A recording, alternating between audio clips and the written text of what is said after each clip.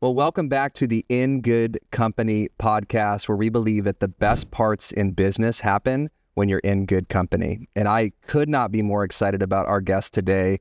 Jill is one of those people that has led the way for people like me that want to pursue some crazy dream, and you're able to follow a trailblazer like her as you, again, look at impossibility in the face and see other people that are willing to take that step as well. So if you're an aspiring entrepreneur, maybe you're running a business of your own, this is one of those episodes that you have to actually listen to the whole way through, because Jill is an absolutely incredible speaker, leader of an incredible team and an incredible family. So without further ado, Jill Knittel, welcome. Thank you. Thank you. Good to be here. Yeah, happy to have you. This is the dungeon, the beautiful podcast space that we have here. And tell us a little bit about, for those that don't know your story, just give us a quick rundown of kind of where you grew up and just a little bit more about yourself. Yeah. So I grew up in what I like to call the middle of nowhere, Pennsylvania.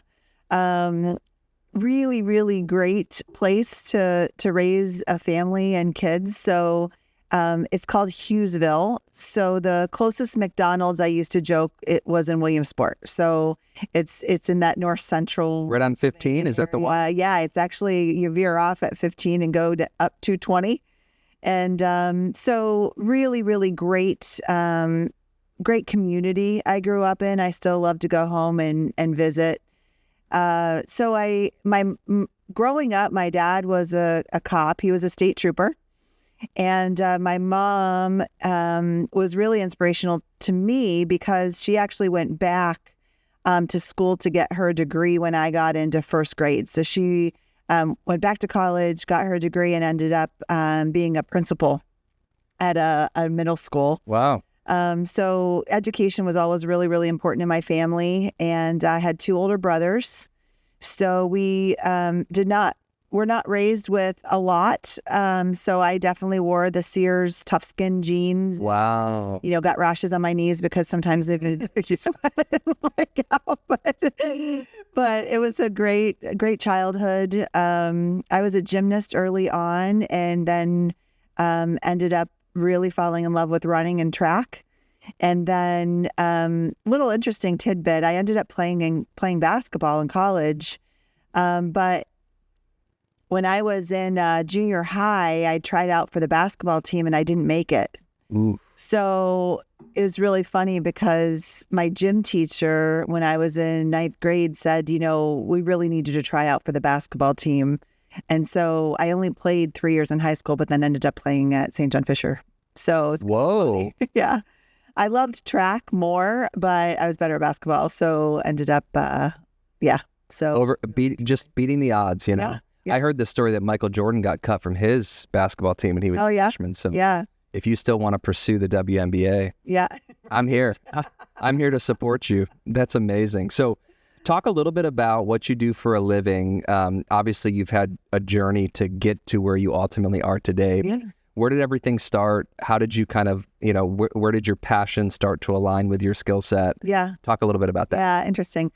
So undergrad, I graduated with an accounting degree. And, I really joke, and I'm actually going to say this publicly, that because I was being recruited for basketball, I circled accounting as my major because it was the first on the alphabetical list for the applications to get into college. And yes. In order for coaches to want to be interested in me, I had to apply. So I remember sitting down at the table, my dad writing out all of these application fee checks because everything was paper back then.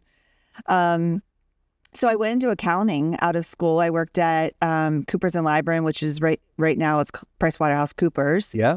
And really loved, it was a great place to learn. And then one of my clients hired me to be their finance director, if you will, after I was at Coopers for a couple years. And then I got into the monthly close and the repetitive stuff that accountants have to do. And I was like, yeah, I don't think I want to do this for the rest of my life. And I was fortunate enough that at the time I was actively networking, and was in an accountants group, if you will. And one of my first recruiting boss approached me and he said, hey, I'm opening an office in Rochester, and would you be interested in doing accounting recruiting for me? You know, accounting, you can talk to accountants and stuff like that. So I did.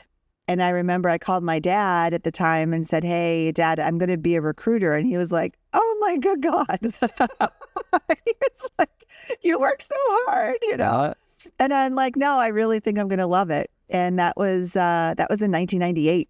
Wow. So I've been in the recruiting world. The first 10 years was specifically focused on accounting and finance recruiting. And then I went to a couple other firms before starting my own firm 7 years ago. So and I just love it. I mean, there's so much different stuff that happens during the day, working with companies and candidates. And it's just really, really, really inspiring to see and to really help people with their careers and their families, you know, and moving forward. There's this trend that I'm seeing with people kind of in their late 30s, early 40s, where they've climbed the ladder, so to speak. They're starting to get to a manager position or maybe a VP level, and they start to climb this ladder. And then when they get to the top, they realize, I'm actually on the wrong ladder. Yeah. And one of the things that you mentioned that I just think is incredibly self-aware is you were in this initial role that you just kind of felt like, man, this isn't really for me. For someone listening that maybe is in a similar stage in their life where they've been climbing this ladder, they're kind of seeing the writing on the wall, so to speak. How did you have the courage to kind of make that jump, especially when people in your life that you trust, like your father, are kind of not really sure? How did you make that decision? What encouragement would you have to someone that's maybe in a similar spot?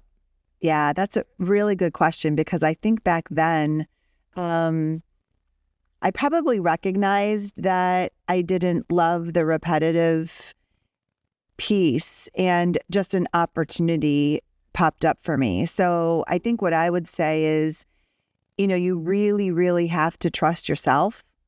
And, you know, there was really no history in my past of something that I had worked so hard for, that I didn't try for, that I wasn't able to kind of make the leap and achieve. Yeah. And so for me, the risk was minimal because I could always go back to accounting.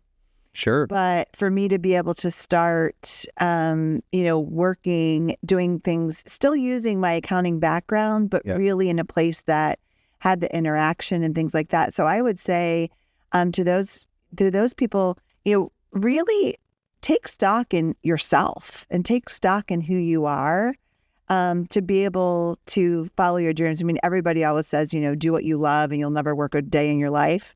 And I still work, but I do love what I do. Yeah. Yeah, I think there's a younger generation that has really taken that to heart. Like, this is great. We can just play all day.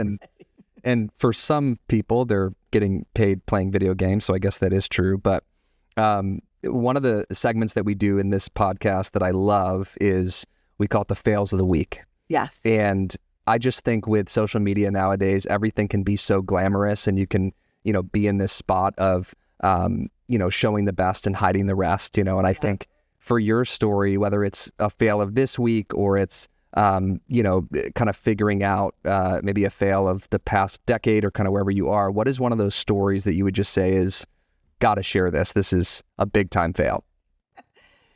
So one of my big time fails was early in my career. And I had my daughter, Jenna, who was probably in first or second grade.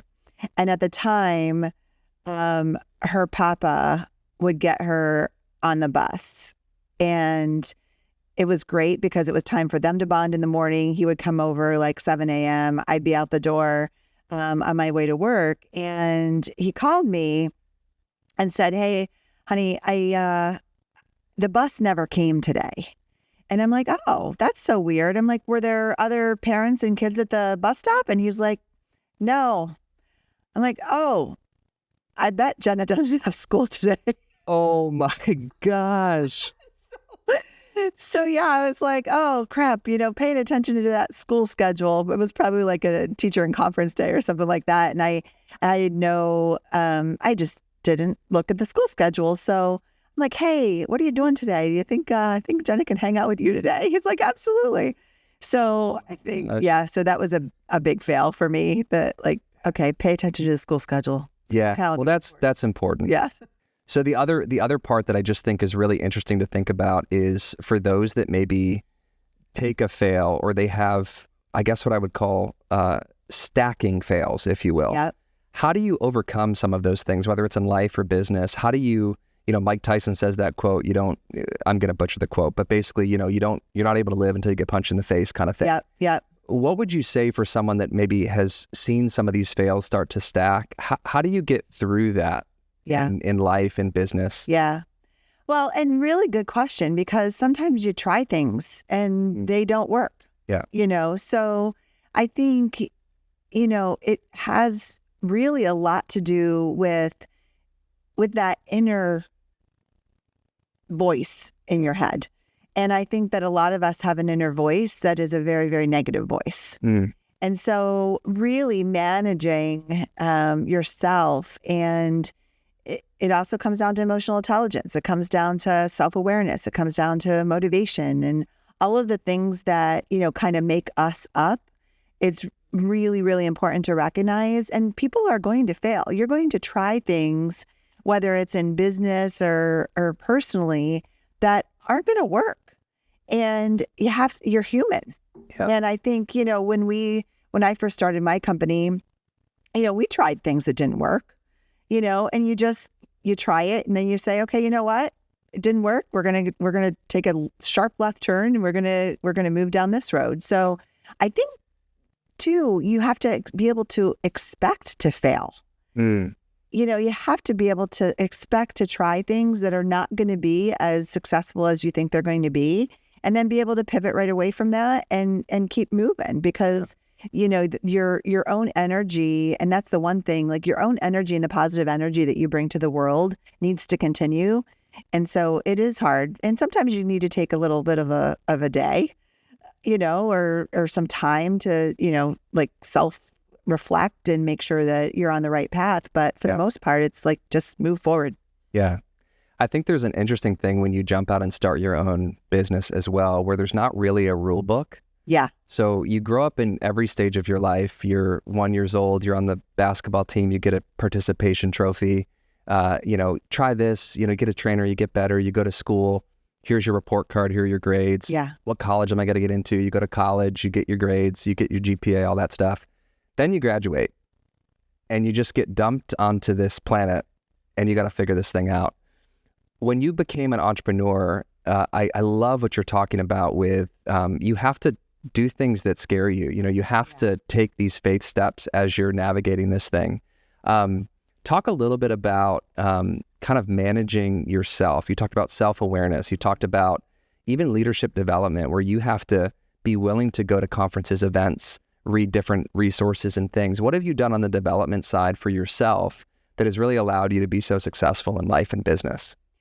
Yeah, really good question. And probably a lot of things, because I think when I first started my company, I quit a really great job for a paycheck that equals zero. Yeah. And and that was a huge risk for me. But I knew that I wanted to do it. I knew that through my experience, I had learned how to run a business, and now I'm not to run a business. Yeah. But it does take learning and training about yourself to be able to do that stuff. So I think first and foremost, when I got my MBA, I did a self-study in emotional intelligence. Wow. And there's an author by the name of Daniel Goleman who is just the expert on EI. And I learned so much about myself and about others in really, really making sure that I knew who I was and what I needed to do. I've also been very, very active in CEO roundtables. Yeah. So I first got involved in Women's Presidents Organization. And what a CEO roundtable does is on a monthly basis, currently I'm involved in Vistage, which is hands down a phenomenal organization. What a CEO roundtable does is once a month, it brings 10 to 15 CEOs together to really talk about business. And the learning that I've gotten through those that investment because they do cost money. Yeah. And individual and leadership coaching. I've had a leadership coach for 15 years, not the same one. But I think from time to time, you need somebody to give you a gut check. And when you run a company, it's really lonely at the top. And you really can't go home to your spouse and complain about work or ask for ideas because they want to talk about your lives together, not necessarily what's going on during the day. You can't really talk to your employees because they don't understand what you're going through as the risk taker in being able to create that company. And quite frankly, my really good friends, they love me for me, but they don't want to sit around listening to stuff about my business either. So finding a group or a peer group is probably one of my biggest, I guess, leadership, self-study that I've done. And I think just knowing a little bit about your story, I think naturally in you have this consistent desire to give back. Yeah. And I think you come alive when you're around people. And again, whether you see this or not, people come alive when they're around you. And I think that, again, just being a fly on the wall over the past year and a half or so that I've known you, it's been very apparent to me that you really value that portion of your life. For those that maybe are running a business where it's, I got to keep all my secrets to myself and I'm this lone wolf and I gotta just slug it out and grind. I think we live in a grind culture where people often kind of overdo it to a place of burnout. How valuable has it been for you to give back in the way that you do? Why do you partner with nonprofits and why do you spend additional time outside of your work just being around people that maybe can't do anything for you, but you still are serving and doing things for them? Yeah, that's a good question. I think it probably goes back to my childhood. I mean, my family, it was always a family that helped others. We were really, my mom ran the Sunday school at our church. And, so from that perspective, like it was a community I grew up in and you help each other. And that's kind of how my family is too. I really believe that, not to get religious, but I think God made me successful so that I can give back to others that might not be as fortunate or might need a leg up or help. Yeah. And so for me, giving back to the community that has been around me for the last 30 years is something that's really not negotiable for me. Yeah. I need to be able to help others. I need to be able to provide the skills that I have, the strengths that I have, whatever that is that I can use to help others and not-for-profit organizations is just something that is just part of me. And it's something that I really, really love. And, it's so hard because sometimes like there's so many, like I wish that I didn't have to really work and I could just volunteer at not-for-profits. Yeah. 100%. Well, you can if you want. Yeah. I do have there's just so much that sometimes I'm like, oh my gosh, I wish I could help you. Yeah. And so there's obviously limits, but at the same time, it's just, and it's actually my team too. It's one of our core values. And that's one of the things that I hire for. I hire for people that want to be able to give back. I don't charge vacation or PTO or anything if people volunteer at a golf tournament for a not-for-profit or volunteer on a committee or a board, because that's what we need to do to help others around us. So it's who I am, and it's great to have a team that does the same. Well, let's talk about culture for a second, because I think, again, the moment I walked into your space, every single person on your team was asking about my life and about what I did, and they were encouraging me as I was launching this business. And I'm like, I'm here to serve you guys. I don't know why everyone is giving me all this energy. How have you been able to develop that type of culture where people really feel like they can show up as themselves and still serve the greater mission of JK? Just talk about culture. And maybe you don't know, but you've done an incredible job. Well, thank you. I think that, it's happened, and I can't say that I haven't made it happen, but it hasn't been like, okay, this is the culture and the box that I want to create. So I'm going to do 1, 2, 3, and 4 to make sure that that is what culture I get. Sure. But at the same time, I think that I don't show up 100% every day. So my team, and that's okay. And we give each other grace. And so I also think that it's healthy to make mistakes. And so I don't want my team to ever feel like they can't be transparent and honest and things like that. If we make a mistake, we own up to it and we move forward. So so I hope that my transparency and who I am as a person allows them to feel that they can be who they are as people. Yeah. And that's really what I foster.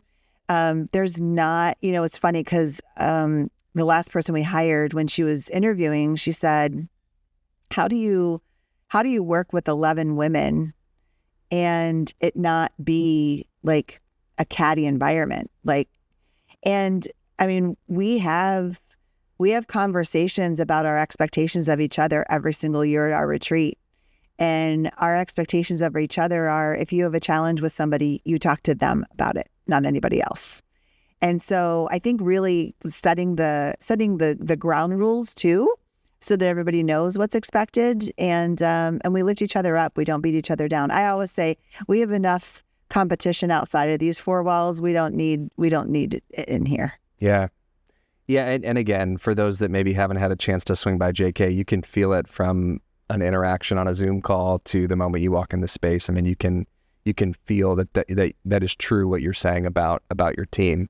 One of the questions I was going to ask, just for some of the females listening, I think a lot of times there is certainly an uphill battle when it comes to being a female CEO and really having pioneered a lot of the things that you've been able to do. And I know that there's some young moms potentially listening that maybe they're in a season right now of, I just got a call from my wife saying that my son just pushed my daughter and now she's bleeding and you got to get home as soon as you can. Honey, I'll be home soon. But my daughter's also okay.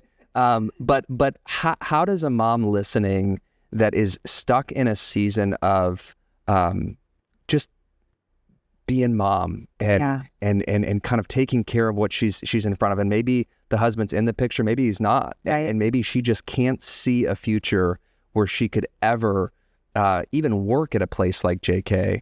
What advice would you have, or maybe from your own stories with your daughter? Yeah. How were you able to manage being mom, but also being this incredible leader at work? That's a really good question. And I think it was a hard for me to learn early on that it is okay to ask for help. Mm. And some of us feel like we have to do it all. And it's hard. It's hard for some personalities. It's hard for some people to ask for help. And I think, so that's number one, is asking for help. And number two, there sometimes is a shame or a guilt for working moms as compared to the stay-at-home moms. Like, is my child better off with me working, or should I stay home with them? And that's a personal decision, and that's a personal choice. I will tell you, I was a better mom because I worked. And my daughter learned early on about work and business and obligations. And so I think that from that perspective, it obviously is a personal choice, but you can't beat yourself up if you want to pursue a career. And it's going to be ups and downs, and there's going to be good days and bad days, but you have to be able to pursue your passion too. Because sooner or later, and I've dealt with this, your child or children go to college, and then you have to figure out who you are again. And really making sure that you're true to yourself through raising children is super important. It really, really is. I think there's no greater gift that you can give to your kids than pursuing what God has put you on this planet to pursue. Yeah. And a part of that is being a great mom and being present when you're there and all those things. But I think kids are inspired when they see mommy and daddy passionate about something. Yeah. they're overjoyed when they, get to be a part of whether it's work or it's play or whatever it is. And I know there's a fun story with Jenna where, you were in the early stages of building your business and you had to kind of bring her along for the journey. Maybe just share a little bit about that story. The one about her driving. Yeah. So this actually was just a few years ago. So I was working on a CEO search, and for CEO search, a lot of times there's search committees. It was for a not-for-profit organization. And at the last minute, one of the board members called me and he said, I can't be at the interview because my wife got called into work and I have to go take my son to practice. And I was like, oh my gosh, because we really needed it to happen because there were 5 other people that were already scheduled, and scheduling is sometimes really challenging. So I called my daughter and I said, hey, what are you doing like at 4:00? And she's like, I don't know. What do you need? And I said, well, could you pick one of my clients' sons up and take him to practice? Amazing. To be in an interview, and his son really needs to get to practice. And she's like, yeah, totally, Mom. No problem at all. So I gave her the address. All that happened. She got to meet a new friend, and he got to be in that interview and move the interview forward. So it's amazing. Yeah. It's like, hey, whether you want to do this or not, like you need to come. You need to come. Yeah. I love the idea of, I think sometimes it almost feels like work is like stealing from your kids or stealing from your family. And it just feels like you've been able to really welcome that and keep it almost as one entity. You are who you are. You're not a different person in those different regions. Like your soul is at peace, your spirit is secure, and you're able to step into whether it's nonprofit or work or home, and you're Jill. Yeah. And I love that about you. I think it just speaks volumes. And I think even your daughter wanting to come intern in the summers with you and just be a part of it. I just think that's a really fantastic part of your story. Yeah. And she's been so great. I mean, just being able to learn, and she's known what I do for a really, really long time. Like I remember when she drew, made a construction paper like thing for my birthday. It was all out of construction. It was this big doll, and it says, I place people in jobs on the front of it. And it was the cutest thing ever. I'm like, I didn't really realize she knew that. Yeah. But she had an idea early on, and so it's interesting. Amazing. She's definitely learned how to interview, I'll tell you. Yeah. If I was running your social media, then that would have been a huge post of just that doll, up there. That would have been awesome. So just a few more questions before we jump into the hot seat, which is one of my favorite segments that we do here. For people that certainly work hard, what are some of those, what I would just call like exhale opportunities for you? So important to avoid burnout and to show up fresh for your team and everybody else. But what are some of those things that you implement maybe on a daily basis or weekly or yearly that just are a nice reset for Jill Knittel? Yeah. It was really, really hard. It's really hard for me from a personality perspective to do that because I'm one that packs my calendar pretty heavily. But I think that as I've gotten more tenured in this company and as I've gotten older, I realize that if I am not re-energized, I'm not re-energized for my clients, the candidates I'm representing, or my team. Yeah. Or my family. So from that perspective, there's downtime that I have to have. And oftentimes it's saying, no, I really just can't go to that event tonight, and deciding not to go and being home, because literally I could be out of the house every single day of the week with something that I was invited to or felt like I wanted to be there or support, something going on. And I think that I read, and I always have a business book that I'm reading, but that's not the one I pick up when I really want to just unload and just relax. So reading is really good for me. And, Mike, I have the 2 golden retrievers that I absolutely love. So I'm a morning workout person, and clearing my head and taking care of myself in the morning is the most important thing for my mental health. And sometimes if I don't feel like a heavy workout, then I will just go for a 3-mile walk with the dogs and listen to a podcast and, stuff like that. So I think just really allowing myself to have downtime and not have to feel like I'm 100% on all the time and I have to respond to this text right now, or this email right now is something that I've learned, and I have to because I really could work 24/7. Yeah. I like to say that I'm a recovering people pleaser.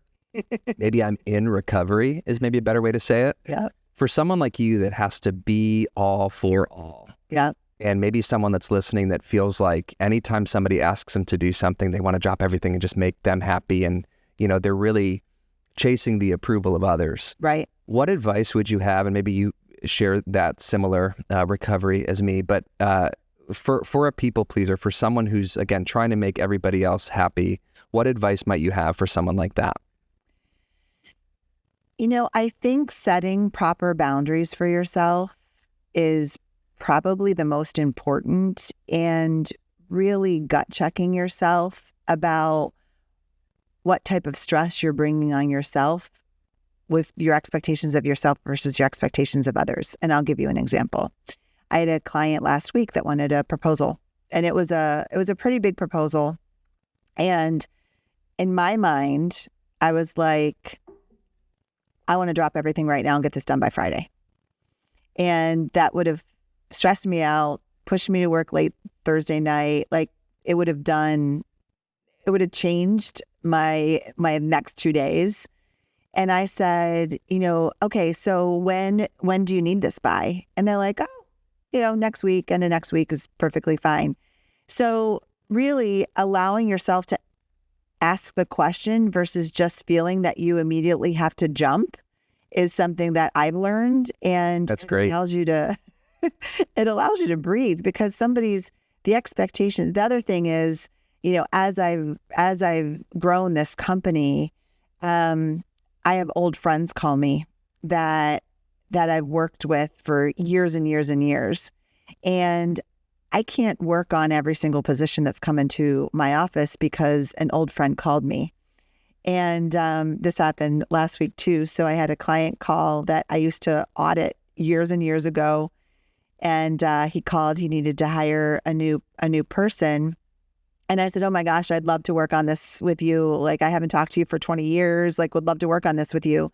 And so I brought one of my team members in to work on it with me. And I started thinking over the next day or two, why am I working on this search? Like, he's completely capable of doing this. Why am I inserting myself? And is it just because I think the client expects me to? Or why is that? So I called the client and I'm like, you know what? I am really sorry, but you are in much better hands if I remove myself because my schedule is so packed. And you know what he said to me? He's like, Jill, you've run a business. I completely get it. I know I'm in great hands with your team. I'm sure that you'll follow it. And it was my way of like, I have to be able to trust others to deliver on my behalf. And so that's a real learning for me right now. I continue to gut check myself, for whether those expectations are mine or whether they're others. And the people pleasing is a huge part of that. Yeah. Wow. Well, I got what I needed from the episode. So thank you for that last piece of advice. It's just a personal counseling session, so I really appreciate it. Last question I have is, you guys have really done a great job. I think post-COVID, there's been this emergence of certainly the Great Resignation and all the dominoes that fell from there, but hybrid work, 4-day work weeks, different concepts that are being floated around. Talk a little bit about your team and the way in which you guys work at JK Exact when it comes to the work week. I know, you've had a couple staff members that have had babies, that have had weddings. I mean, there's life that's happening. Yeah. Just talk a little bit about how you guys are able to manage that schedule. Yeah. Well, it's interesting because, I grew up in that public accounting environment that FaceTime is when you're working. And if you're not in front of people and working, then you're really not working. So I've had to, and again, going back to reading, going back to Harvard Business Review, going back to, the things that I read on the daily to say, okay, what are other organizations doing, and looking at our clients. Yeah. So when I first had employees, I decided to do, I think there were like 2, then 3, then 4. We decided to do summer Fridays. So we decided to work half-day Fridays. Yep. So we were in the office. This was before COVID. We were in the office 4 days, 4.5 days. And then we did that for a long time. And then I wanted to do core hours so that we could have the flexibility, so that if the team needed to get kids on the bus, off the bus, they wanted to go in early, leave early. So we have core hours of 9 to 3. Everybody has to work a full day, but we can schedule meetings with each other between 9 and 3 with the expectation that if you're not at appointment or PTO or something, you're in the office. So that happened, and then COVID happened. And we actually came back pretty early from COVID because we're really, really, we really like each other. Yeah. And we get a lot of energy from each other. And when we work on our searches, we work on them in teams. So it's important to have that, that teamwork. But I started thinking, it's probably been a year now. And we have a lot of accountability in our office because I have A players, and there's really not somebody in the office that doesn't get their stuff done. So it has to do with trust. So we now work Fridays from home. So it's Friday half day from home. People still stay plugged in, during the afternoon, but because a lot of jobs are offered on Fridays, and we're not going to not be available for our clients. Sure. But at the same time, what it's done is it's allowed people to travel on Thursday nights and have a long weekend with their families in the Adirondacks or wherever. And even though they're working Friday morning from wherever they are, they're still getting their work done, but it just allows for so much more freedom. And so it's really worked. It's allowed us to really, go hard Monday through Thursday. And then we have our reports and stuff like that get out Friday afternoons, and it's worked. And I love Fridays. Oh yeah.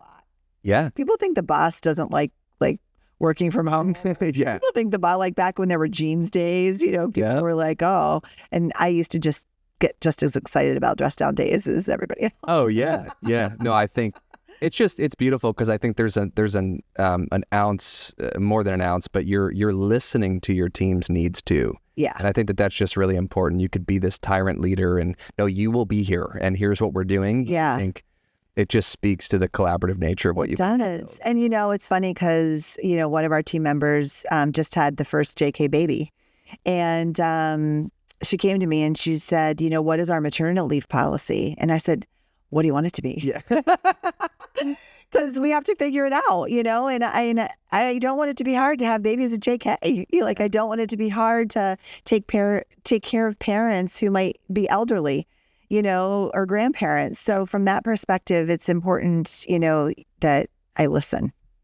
That's incredible. And again, for those that are maybe in a job that's tough and tricky and all those things, there are businesses out there that are, listening to their employees. They're making some of these adjustments, and kudos to you for again, just stepping out, trying things, failing, succeeding, growing, expanding. And it's been an honor of a lifetime to be a fly on the wall and be a part of it. So, well, you're not a fly on the wall, Mike. Yeah. And when you think about how much you've done for our company, you came to me.